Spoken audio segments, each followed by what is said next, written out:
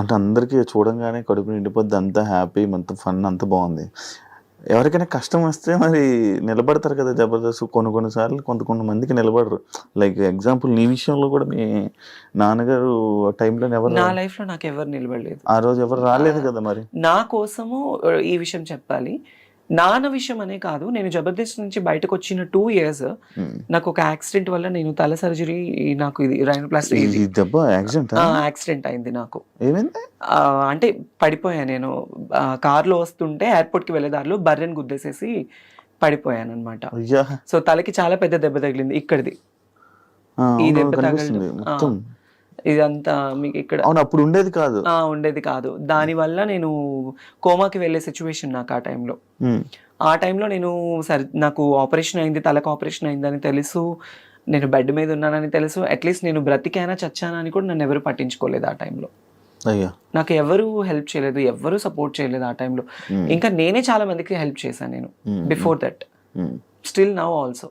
కానీ మా నాన్న చనిపోయిన తర్వాత బిఫోర్ మాకు శ్రీదేవి షూట్ అయిపోయింది. శ్రీదేవి షూట్ అయిపోయిన వెంటనే నెక్స్ట్ డే మార్నింగ్ షూట్ అయిపోయి వచ్చాను. నైట్ నాన్నతో వీడియో కాల్ మాట్లాడుకున్నాను. పొద్దున్నే 11 గంటలకి మా నాన్న చనిపోయారన్న న్యూస్. నాకు కాళ్ళు చేతులు ఆడలేదు, ఏం చేయాలో తెలియని సిచ్యువేషన్. రాత్రి కదా మా నాన్న నాతో మాట్లాడారు వీడియో కాల్. ఇదేంటి సడన్ గా మళ్ళీ అవన్నీ ఒక్కసారిగా నా వల్ల అవ్వలే. ఎవరికి చేయాలో తెలీదు, అర్జెంటుగా వెళ్ళిపోవాలి. ఇమాన్యుయల్కి ఫోన్ చేశాను. ఫస్ట్ ఇమాన్యుయల్కి ఫోన్ చేస్తే వాడు RFC షూట్లో ఉన్నాడు, అమ్మ నాకు షూట్లో ఉన్నానని చెప్పాడు, లేదంటే వచ్చేవాడు పాపం. తర్వాత నూకరాజుకి ఫోన్ చేస్తే ఎక్కడ పనులన్నీ అక్కడ వదిలేసేసి ఆ రోజు వాడికి షూటింగ్ కూడా వదిలేసుకొని నా కోసం కార్ తీసుకొని వచ్చి నన్ను ఎక్కించుకొని, నేను ఏడుస్తూనే ఉన్నాను. హైదరాబాద్లో ఇక్కడ నా చెయ్యి పట్టుకున్నవాడు మా నాన్న దగ్గరికి వెళ్ళేంత వరకు నా చెయ్యి వదలలేదు. నువ్వు ఏడవకు మేము ఉన్నాము అని. నాకు తెలిసి నాకు హెల్ప్ చేసిన పర్సన్ నూకరాజ్ ఒక్కడే, నాకు ఇంకెవరు చేయలేదు. డబ్బుల పరంగా డబ్బు పరంగా ఎవ్వరు చేయరు. ఎవరి లైఫ్ లో వాళ్ళకు ఉంటాయి, ఎందుకు చేస్తారు, ఎవరికి ఏం అవసరం. అప్పుడప్పుడు అంటే లైక్ అప్పుడప్పుడు షోస్ లోని మనీ ఇస్తున్నట్టు హెల్ప్ చేస్తున్నట్టు అన్ని ఉంటాయి కదా, అవన్నీ ఏమైతున్నాయి షోస్ లో అంటే ఇంకా అది షో పరంగా తీసుకోవాలి అంతే. పర్సనల్ లైఫ్ లో అనేది ఉండదు. అది నేనైతే ఎవరి సాయం కోరలేదు, కోరినా కొంతమంది నాకు చేయలేదు. కొంతమంది నన్ను మోసం చేసిన వాళ్ళే ఉన్నారు మా జబర్దస్త్ వాళ్ళు. జబర్దస్త్ వాళ్ళే మోసం చేసిన వాళ్ళు ఉన్నారు. ఏ విధంగా? కిరాకార్పి ఏం చేశాడు? అతన్ని నేను లైఫ్ లో మర్చిపోలేను అనమాట. ఏం చేశాడు? సో నేను అదిరిందికి వచ్చింది కూడా అతని వల్లే. అతనికి ఒకానొక టైంలో నేను ఒక అన్న, తను నాకు ఒక సొంత అన్నలాగా నేను ట్రీట్ చేశాను. బట్ తనేంటంటే తనదంతా వేరు, తన మైండ్ సెట్ వేరు, తన అంతా వేరు. తను నేను ఎప్పుడు తప్పు అనలేదు, తప్పు అనను కూడా. కానీ తనంటే నన్ను కొన్ని పర్సనల్ విషయాల్లో నేను చాలా తన విషయంలో బాధపడ్డాను. నేను ఆర్పి విషయంలో తనకి నేను చాలా సపోర్టివ్ గా నిలబడ్డాను ఒకానొక టైంలో. అది తనకి తెలుసు. బట్ తర్వాత ఏంటంటే తన గురించి నేను బయటకు వచ్చేసాను. తర్వాత నేను ఎలా ఉన్నాను ఏంటి అనేది కూడా లేదు. ఫినాన్షియల్ ఎఫర్ట్స్ లో కూడా నేను తనకి హెల్ప్ఫుల్ గా ఉన్నాను. నాకు కష్టం వస్తే నాకు ఎలా ఉందని కూడా ఈ రోజు నన్ను అడగలేదు. అది అంటే నువ్వు జబర్దస్త్ బయట రావడానికి వన్ ఆఫ్ ద రీజన్ అయినా కిరాకార్పి. ఆఫ్ కోర్స్, మరి అదిరింది తన టీంలోనే కదా నేను చేసింది, ఆర్పి టీంలోనే కదా. అది తన పర్సనల్ గా ఏమైపోయి ఇబ్బంది పడ్డావు ఆయన వల్ల? పర్సనల్ గా అంటే ఏం లేదు. అంటే నమ్మకం అనేది ఎంత పాపిష్టిది అంటే ఈ రోజుల్లో ఒక ట్రస్ట్ అనేది ఎప్పుడు మనిషి మీద, డబ్బు నమ్మకం చాలా పాపిష్టివి. ఒక మనిషిని బాగు చేయాలన్నా డబ్బే నమ్మకమే, వాళ్ళని నాశనం చేయాలన్నా డబ్బు నమ్మకమే. ఈ రోజుల్లో ఏంటంటే మనీ మేక్స్ మెనీ థింగ్స్ అంటారు, కానీ మనీ మేక్స్ ఎవ్రీథింగ్. డబ్బు మీదే అంతా నడుస్తుంది. No relations, no affections. అరే మనకి సాయం చేశారు అన్న విశ్వాసం కూడా లేదు కొంతమందికి. నేను ఎంత చేశాను ఏంటి అనేది ఆర్పీకి తెలుసు, చాలా మందికి జబర్దస్త్ వాళ్ళకి తెలుసు. కానీ రియల్ లైఫ్ లో అనేది ఏంటంటే వాళ్ళకి ఏం రా, ఇప్పుడు బయట చాలా మంది ఉంటారు జబర్దస్త్ యాక్టర్స్, తనని చూస్తే అబ్బా రిచ్ గా కనిపిస్తుంది. వాళ్ళకేమి డబ్బు ఉంది, పేరు ఉంది, క్రేజ్ ఉంది, వాళ్ళు కోరింది వాళ్ళకి జరుగుతుంది అనుకుంటారు. లోపల మనం ఎంత బాధపడతామో, ఎంత స్ట్రగుల్ అవుతాం అనేది ఎవరికి తెలీదు శివ. అది so I faced a lot of worst things at my industry career, at my personal career, love లో, ఫ్యామిలీలో. మొత్తానికి నాకేంటంటే నేను అసలు వెక్స్ అయిపోయాను.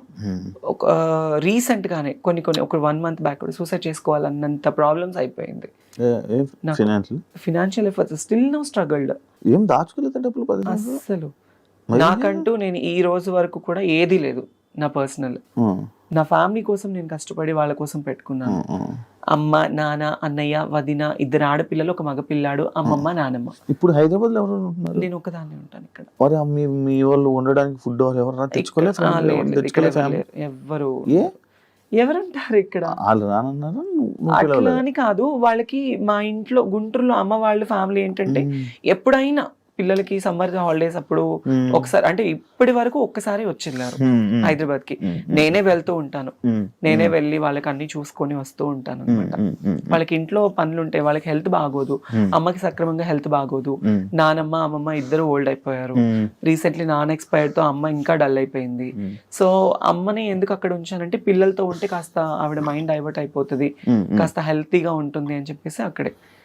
ఎప్పుడైనా నేను పిలిచి, నేనే ఎక్కువ వెళ్తూ ఉంటాను కదా, నేను రండి అంటే వస్తారు, వచ్చి ఉండి వెళ్తారు. పెళ్లి ఎప్పుడు చేసుకుంటున్నావు? పిల్లోడిని చూడాలన్నా నేను రెడీ చేసుకుంటాను. మా ఇంటికి సంబంధాలు కూడా వచ్చాయి. కాదు, ఇలాంటివన్నీ జరుగుతున్నాయి కదా, మళ్ళీ అలా నా లైఫ్ భయం లేదా? నా లైఫ్ లో నేను మళ్ళీ తెలిసి నేను ఆ తప్పు చేయలేను. తెలిసి నేను ఆ తప్పు చేయలేను. అది నేను స్కూల్కి వెళ్ళే టైంలో ఒక ముస్లిమ్స్ అబ్బాయిని లవ్ చేశాను. పేరు చెప్పను, లవ్ చేశాను. తను కూడా నన్ను డైలీ సైకిల్ మీద వచ్చి నాకు చాక్లెట్ ఇచ్చి ఇంటి దగ్గర వదిలిపెట్టి వెళ్ళేవాడు. అలా అలా అలా అలా బాగా డీప్ అయిపోయింది. అప్పట్లో చాక్లెట్లు ఇస్తే పడిపోయేవాళ్ళ మీరంతా? అంటే నేనైతే పడిపోయా. డైలీ వచ్చి తిరుగుతూ, అప్పుడు ఇంకా ఇప్పుడున్నది ఏం కాదు, అప్పుడు ఇలా పట్టుకుంటే పింక్ అయిపోయేదాన్ని, అంత తెల్లగా ఉండేదాన్ని చిన్నప్పుడు, ఇంకా బాగుండేదాన్ని. అప్పుడు తన వల్ల ఏంటంటే తను వయసు పెరిగింది, 5 ఏళ్ళు బాగా డీప్ లవ్ లో ఉన్నాము. అంటే అప్పుడు ప్రేమ, పెళ్లిళ్ళు ఏమి తెలిసేది కాదు. తను నా మీద కేరింగ్ చూపించాడు, నేను తన మీద అఫెక్షన్ చూపించాను అంతే.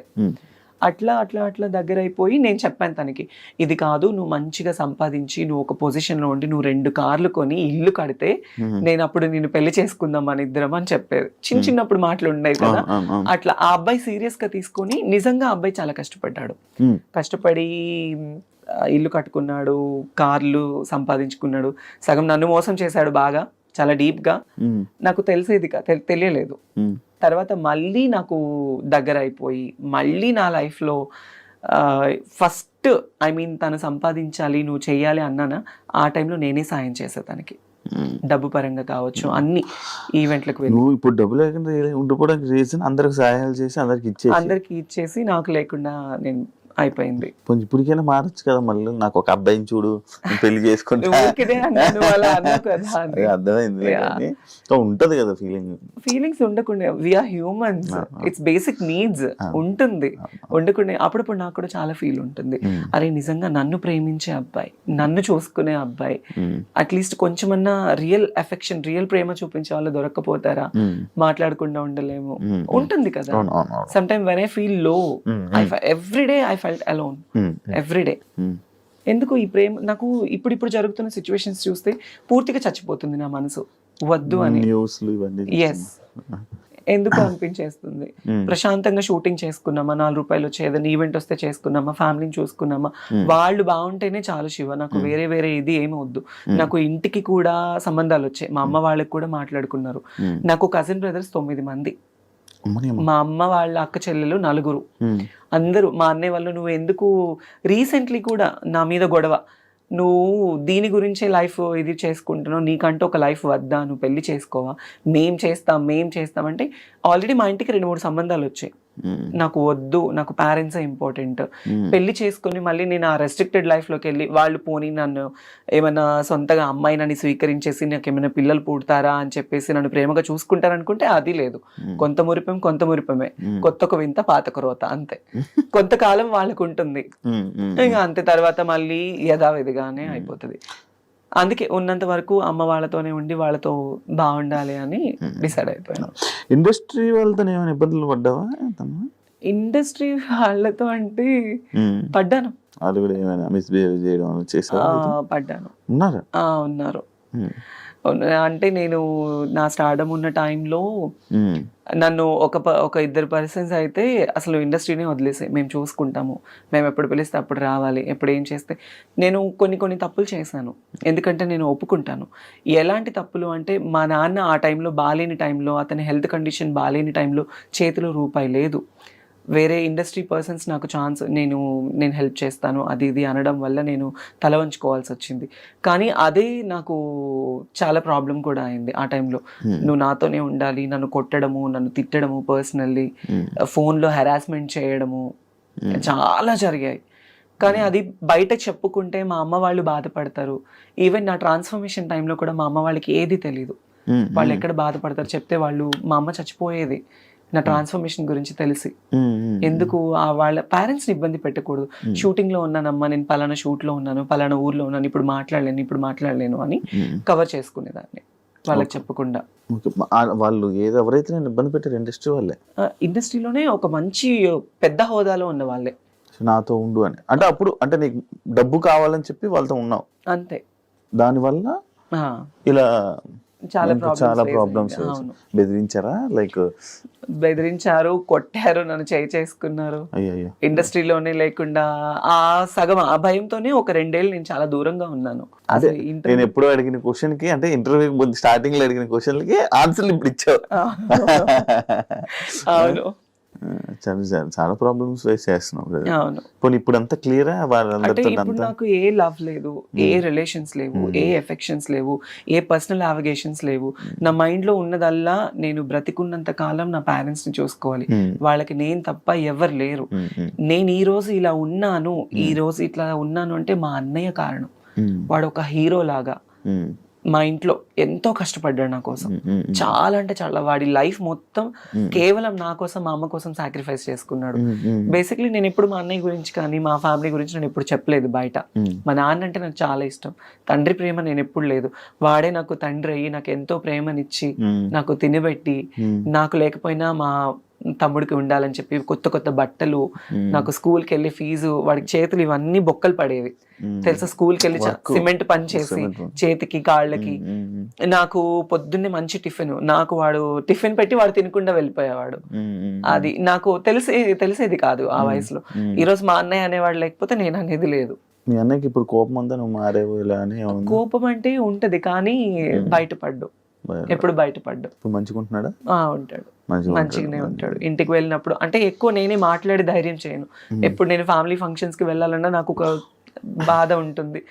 అందరూ చూసేవాళ్ళు, ఇప్పుడు నాకు ఈ జబర్దస్త్ పేరు ఉంది, ఈ పేరుంది, ఆ పలానా అమ్మాయి టీవీలో చూస్తాము, ఆ వేలో వెళ్ళిపోతుంది. ఒకవేళ నాకు ఇదే లేకపోతే, తను అదిరా, తను ఇదిరా, తను మారిపోయింది. మా ఇంట్లో నేను ట్రాన్స్ఫర్మ్ అయిన తర్వాత మా అమ్మని చాలా సూటిపోటి మాటలతో బాధ పెట్టిన వాళ్ళు ఉన్నారు. చాలా, మా అమ్మ వాళ్ళు బాధపడకూడదు నా వల్ల. నేనున్న ప్రొఫెషన్ లో మా అమ్మ వాళ్ళు గర్వంగా ఉండాలి అనుకున్నాను. అట్లీస్ట్ సరైన చీర కట్టుకోవడానికి లేకపోతే మా అమ్మకి సొంత వాళ్ళే ఇవ్వలేని పరిస్థితుల్లో నేను అవన్నీ నా మైండ్ లో ఉండేవి. ఎలా ఏంటి మా ఫ్యామిలీని ఎలా చూసుకోవాలని నేను కష్టపడ్డాను. నా లైఫ్ లో నేను కష్టం తప్ప నేను సుఖాన్ని చూడలేదు. కష్టపడి ఈ రోజులో మా అమ్మ వాళ్ళకి ఇక్కడ నిలబెట్టాను వాళ్ళని, వాళ్ళు ఇలా ఉండాలి అని. కాదు ఇప్పుడు అంటే ఒకవేళ గానీ జబర్దస్త్ కానీ ఫేమ్ కానీ ఇవి లేకపోతే నువ్వు ఓపెన్ అయ్యేదానివి కాదు, చెప్పేదానే కాదు, అస్సలు అయ్యేదా. అది మనసులో దాచుకుంది. ఫేమ్ ఉండడం వల్ల ఓపెన్ అయ్యే ధైర్యం వచ్చింది, అంతే కదా. అంతే. మరి ఎన్ని సంవత్సరాలు చేస్తావా చెప్పుకోవడం అంటే, నేను ఆల్రెడీ సుమాగరి షోలో ఓపెన్ అయిపోయాను. క్యాష్ ఎపిసోడ్ లో మా అమ్మని తీసుకొని వెళ్ళినప్పుడు నేను ఓపెన్ అయిపోయాను, అప్పుడే చెప్పేశాను. తర్వాత నాకు పెద్ద షోస్ లో ఛాన్స్ వచ్చింది, నేను అవుదాం అనుకున్నా. కానీ పర్సనల్ లైఫ్ ని బయట వేయడం నాకు ఇష్టం లేదు. నాకు సెక్యూర్డ్ గా ఉండాలి, ఫ్యామిలీని చూసుకోవాలి, వాళ్ళతో ఉండాలి. ఇంతే, నేను వేరే వాటిల్లో వెళ్ళలేను. వెళ్ళినా యాక్సెప్టెన్స్ ఉండదు, ఎక్కడికి వెళ్ళినా చీటింగ్. నన్ను లిటరల్లీ నా ఫ్రెండ్స్ బాగా చీట్ చేశారు, నమ్మిన వాళ్ళు చీట్ చేశారు, ఫ్యామిలీ చీట్ చేశారు, ఇండస్ట్రీ వాళ్ళు చీట్ చేశారు. ఏ రోజు ఒక్కళ్ళు కూడా మేమున్నాము అన్న వాళ్ళు లేరు నాకు. దాన్ని నేను అసలు బాగా తీసేసుకొని ఈ మధ్య అసలు ఉండలేకపోతున్నాను. చాలా అంటే చాలా ప్రాబ్లం అయిపోతుంది, అస్సలు కంట్రోల్నెస్ ఉండట్లేదు. కొన్ని వాటికి అడిక్ట్ అయిపోతున్నా నేను బాగా. అవ్వట్లేదు నాకు, నేను ఇంటికి వెళ్ళాలన్నా వెళ్ళలేకపోతున్నాను, ఫ్యామిలీతో కొంచెం మనశ్శాంతిగా మాట్లాడాలన్నా మాట్లాడలేకపోతున్నాను. నా ప్రాబ్లం ఇది అని చెప్పడానికి కూడా లేదు. నన్ను చూసుకునే పర్సన్స్ లేరు. Everybody wants my money and my body and my fame, అంతే. They don't need any affections. అరే వాళ్ళకి ఒక మనసు ఉంటుంది అనేది కూడా ఎవరు లేరు. ఇప్పుడు చాలా మంది అనుకోవచ్చు, నీకేమి బయట షోస్ చేస్తున్నావు, తిరుగుతున్నావు, నీకు చాలా మంది ఫాలోయింగ్. అఫ్ కోర్స్ నాకు ఫాలోయింగ్ ఉంది, నాకు ప్రపోజ్ చేసిన వాళ్ళు ఉన్నారు, నాకు వెంట తిరిగిన వాళ్ళు ఉన్నారు. వాళ్ళు ఏ రోజు వచ్చి మనకు ఒక ముద్ద అన్నం పెట్టరే, మన ఫ్యామిలీని చూసుకోరే. సో వద్దు, ఇక ఇప్పటి వరకు పడింది చాలు. ఇప్పటి నుంచి అన్నా కొద్ది గొప్ప ఫ్యామిలీని చూసుకోవాలి.